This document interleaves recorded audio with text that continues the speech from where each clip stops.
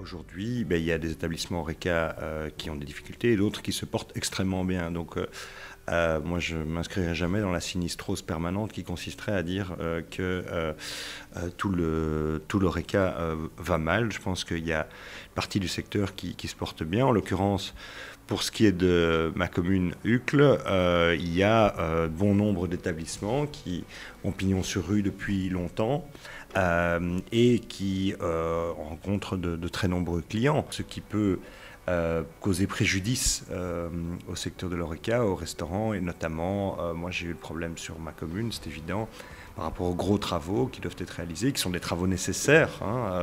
Quand on parle effectivement de rénover, de remplacer des rails de tram, mais aussi pas uniquement de faire le réasphaltage, le revêtement, mais de refaire finalement la voirie de la cave au grenier, c'est-à-dire eau, gaz, électricité, il faut bien que ça se fasse.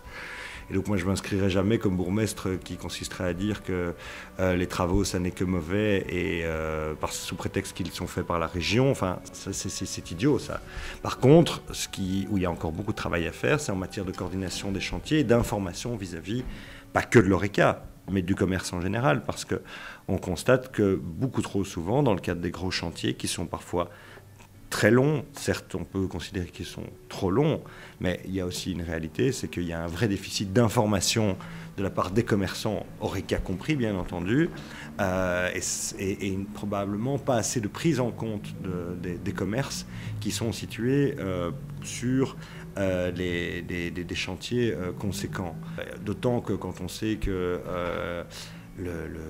au niveau régional, le ministre du commerce et de l'économie bruxellois propose 75 € au commerce lorsqu'ils sont fermés suite à un travaux, 75 € par jour.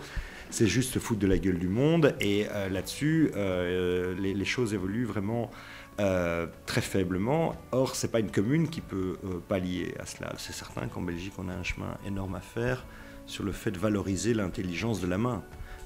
Parce qu'on parle effectivement du secteur Horeca, mais de manière générale des travaux manuels, des métiers en pénurie, et parce que c'est vrai que là, il y a un travail. Je ne parlerai pas de campagne de communication d'information, je pense que c'est là l'institutionnel, le politique a un rôle à jouer certainement avec le monde de l'enseignement pour valoriser beaucoup plus l'intelligence de la main. Je vous dis, je pense que c'est plutôt à la racine et sur l'enseignement qu'on a un travail à faire. À côté de cela, moi je constate aussi quand même que depuis, enfin là je défonce une porte ouverte, mais depuis des émissions comme Top Chef, on voit aussi quand même un engouement justement qui a rendu ces lettres de noblesse. Là, on ne parle pas du service en salle ou peu, on parle évidemment de la cuisine, du fourneau, de la gastronomie au sens précis du terme, mais je trouve que ça c'est déjà quelque chose qui est positif, qui va dans la bonne direction. Moi je crois que les mesures qui ont été prises sur les aspects notamment d'emploi, de législation sociale, de charges, surtout de charges patronales par le gouvernement fédéral, ça va dans le bon sens. Je sais qu'on rétorquera que la black box, ça va dans le mauvais sens.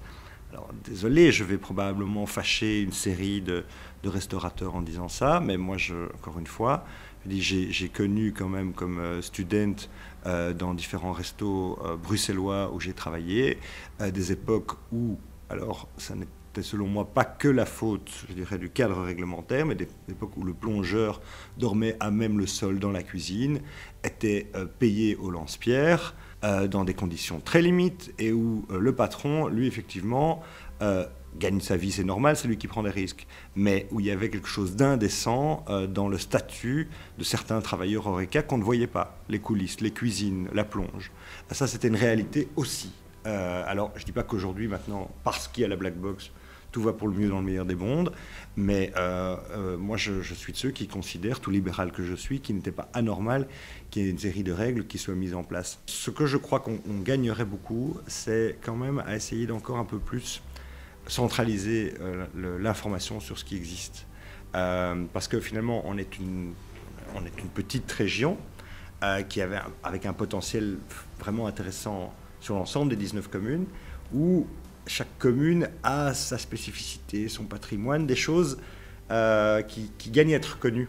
Je crois que le cadre qui a été mis en place, notamment par rapport à Airbnb, qui vient compléter l'offre, c'est à examiner, c'est à évaluer. Je pense que c'est plutôt une bonne direction qui a été prise, c'est-à-dire qu'à nouveau, hein, c'est valable aussi pour tous les nouveaux acteurs dans quelques domaines qu'ils soient. On ne peut pas, en effet, tolérer qu'on fasse le même métier ou quasiment le même métier que vous, en face de vous, en cassant les prix, parce que tout simplement, il n'y a pas les mêmes contraintes et les mêmes règles. Il ne faut certainement pas étouffer cette évolution, parce que, qu'on le veuille ou non, ça apporte un nouveau type de tourisme. Et donc, ça n'est pas uniquement, je pense que ce serait suicidaire de se dire toute personne qui va dans un Airbnb, on veut empêcher ça parce qu'en empêchant cela, il ira dans un hôtel. Je dis ça, c'est débile de penser ou d'imaginer cela.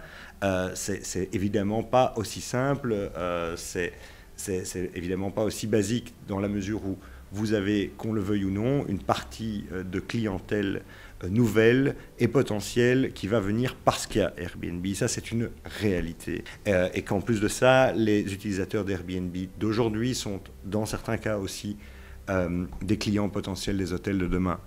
Je rappelle aussi quelqu'un qui va dans un Airbnb. Alors d'accord, il ne paye pas sa nuitée d'hôtel, mais il y a quand même de fortes chances pour qu'à un moment donné, il aille se nourrir et qu'il aille dans un établissement Horeca. Donc il y a ça aussi à voir globalement sur l'apport de tourisme et sur des gens qui viennent consommer. Mais encore une fois, on est bien d'accord pour dire qu'il faut un cadre, qu'il faut des règles, qu'il ne faut pas que ce soit la jungle, et que surtout, en effet, il faut éviter qu'on se retrouve, on a vu certains écueils dans d'autres villes en Europe, avec des quartiers morts, parce que, en effet, ça ne serait plus devenu que des quartiers Airbnb. Là, on est bien d'accord. Donc là, en effet, je crois que c'est important qu'il y ait des règles et qu'il y ait des balises pour pas qu'on se dise, qu'on soit à nouveau le ravi de la crèche en se disant cette nouvelle économie, c'est formidable, ça n'est que bon. Non, ça n'est pas que bon. Il y a des choses qu'il faut cadrer, mais il faut certainement pas mettre ça sous cloche. On sait aussi que probablement, là on est plus politique, mais que ces dernières années, je crois qu'on a surtout veillé à beaucoup protéger le travailleur. Fort bien, mais surtout à taper sur l'indépendant, le créateur d'emplois, notamment dans l'Horeca, et à le presser comme un citron, et avoir le fait que évidemment, ça ne peut pas fonctionner. Donc il faut une protection des travailleurs, d'accord, mais il faut aussi donner de l'oxygène à celui qui crée, qui prend des risques et qui fait vivre d'autres personnes. On a fait cet espace anti-voiture. Et c'est normal que ça prenne du temps, hein, des travaux de cette envergure, c'est tout à fait normal. Mais moi, je suis de ceux qui n'ont pas compris pourquoi est-ce qu'une ville comme la ville de Bruxelles, qui a 1 milliard de budget par an, donc c'est un quart du budget régional. Pour vous donner un exemple, commune comme Uccle, 150 millions de budget par an, la ville de Bruxelles, 1 milliard.